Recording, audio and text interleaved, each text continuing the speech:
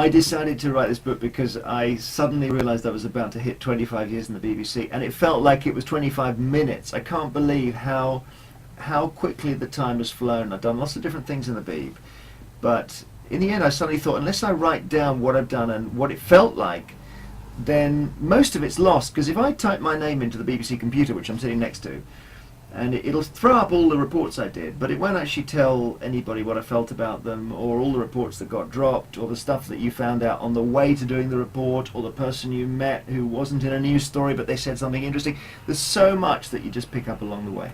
One of the things that happened to me in Africa I often think about, I was actually trying to report on the South African election, and I was supposed to be going to a place called Umtata, which is where Nelson Mandela was born, and the whole thing was a complete mess. And he was supposed to be meeting his ex-wife Winnie there, and they obviously weren't going to meet. And it was kind of looking like a wasted day. And I ended up on this place called Kwakwa Great Place, which is nowhere really, and there was a man hoeing a vegetable patch. And I said to him, I produced the schedule, and it said, well, it's supposed to be the fact that Winnie Mandela and Nelson Mandela are both supposed to come here. And it's just a vegetable patch in the middle of nowhere in South Africa with nothing around for miles. And he said, well, I'm the village chief, and I would know if they were coming. And I said, well, they haven't come and they're supposed to. Are you offended? And he said, I cannot be offended because nothing has happened. And I thought this was a moment of profound wisdom that I wasn't going to get on the air, but I really should remember.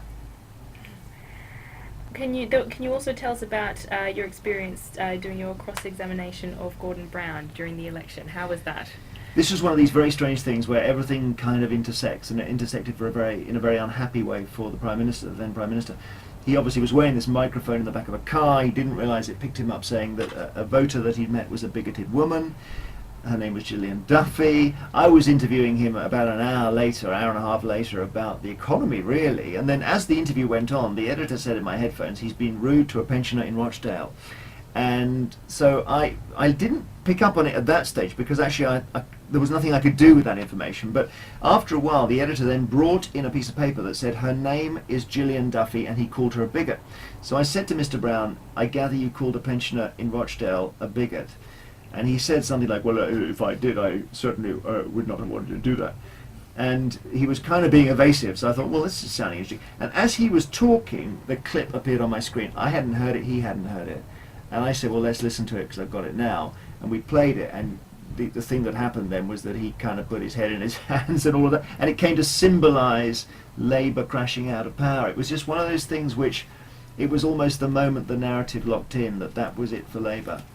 And it was a whole series of, as the whole of broadcasting is, and this is what my book's all about, it was just a series of chance things that went right or went wrong. So what advice would you give to a budding journalist?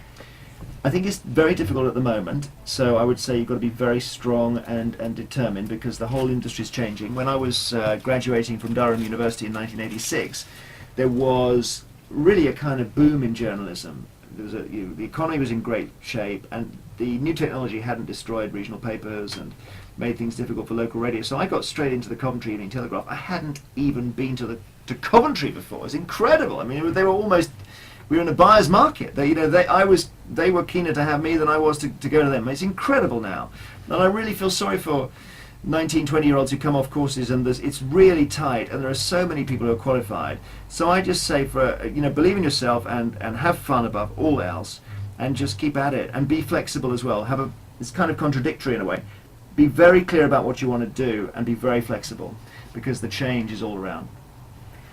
So, and how do you come up with some of the topics for your show?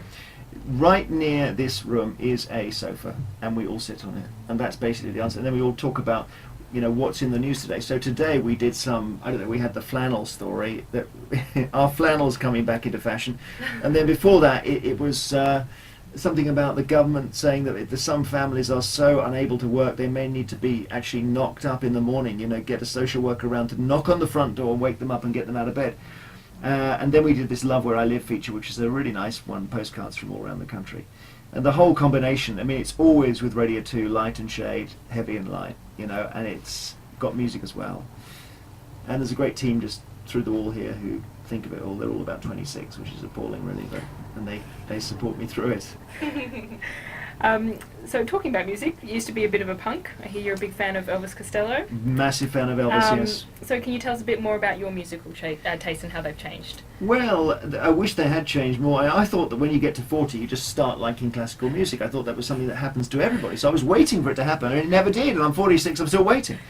The answer is I don't know. I had my lovely mum and dad in Cheam, my brother Tim, my sister Sonia, but it was quite a quiet upbringing. And I suppose when I was 12, the Sex Pistols came along, and I remember somebody in a maths lesson at school shouting out the word Sex Pistols, and he was sent out. It caused a scandal in the school.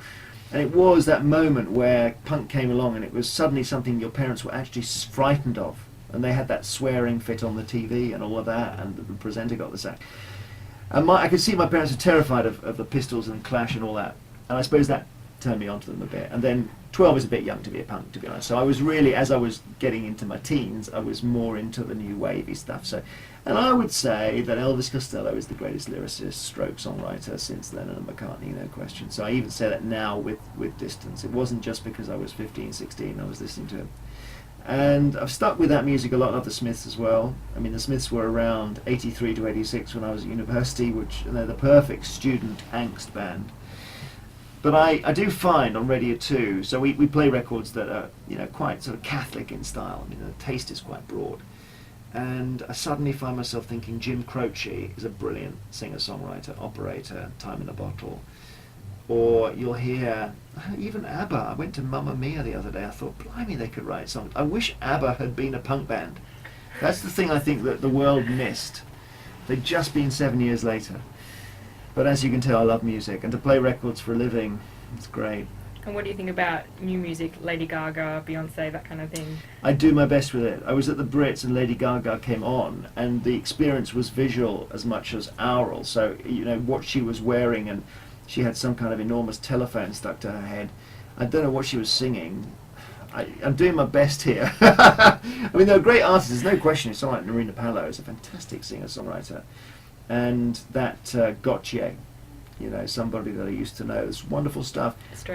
Australian, yep. Melinda. But I think it's very hard for artists now. They need to release their greatest hits album in one go and then just promote it for the rest of their lives. Whereas if you look at someone like Elvis Costello or David Bowie, they released 12 great albums on the trot, and they were able to grow over a decade. And it just isn't the time now. Even Jessie J, I think Price Tag is great, but now she's on TV as a personality, so when is she getting the time to write? One last question for our general podcast. So how would you describe working for the BBC for 25 years? It is an incredible privilege to have done so. I'm well aware, and also I think lots of people don't understand how much of a privilege it is to be at the BBC. You know, I think, you know, we are basically paid to have adventures, and we you know, the public entrust us with an awful lot to go and find things out and repeat them. It's kind of exhausting as well. You know, I look at there've been some difficult times and very busy times. There are times when you work and work and work and you think no one cares.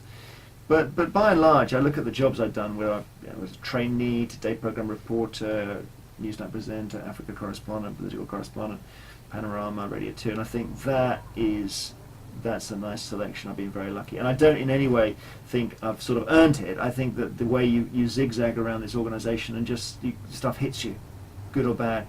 So I'm lucky it's been good. Excellent.